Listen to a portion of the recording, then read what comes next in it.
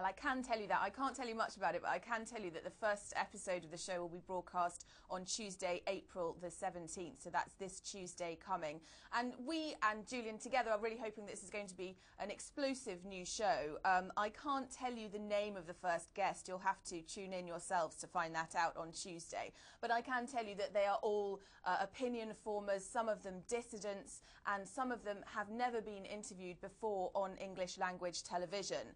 The first guest is particularly controversial and, according to Julian in the wake of the interview, highly charismatic. So do tune in and find out what that's all about.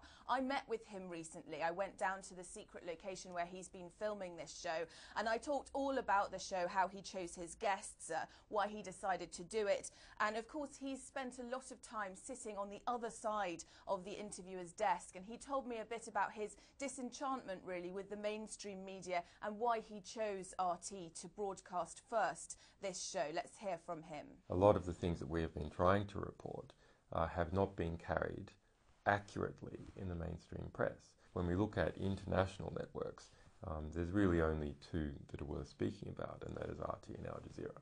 So that's a bit about why he chose RT. He knows that he's come under quite a lot of criticism for it, but he says you only have to look at where the source of the criticism is coming from to deflect it. And he says that he has come under no editorial influence whatsoever. So do tune in on Tuesday to see how that show goes. And really that's what makes this programme so unique, the fact that it was conceived of, thought of, while Assange was virtually living under house arrest here in Britain, awaiting this verdict on his extradition. And so he said that, you know, he's always been someone who's travelled a lot, who's met with a lot of people, and he didn't have that anymore because he was having to live in this house out in the middle of nowhere. No one could come and see him. So he thought, how am I going to make people come and see me? Well, I know I'll interview them, you know, I'll make a television programme. So if he couldn't go to the world, he would find a way of making the world come to him. So that's the kind of thing that he's talking about when he says when he talks about why he conceived of this programme. Let's hear it from him about why he decided to become a TV host. Well, there's two reasons.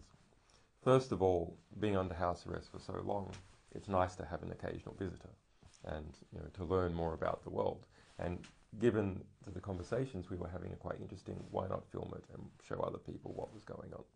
That's one reason. The second reason is that as someone who's given a lot of interviews before and it's been on the receiving end of very aggressive interview styles, I found that I wasn't giving much away in these interviews at all.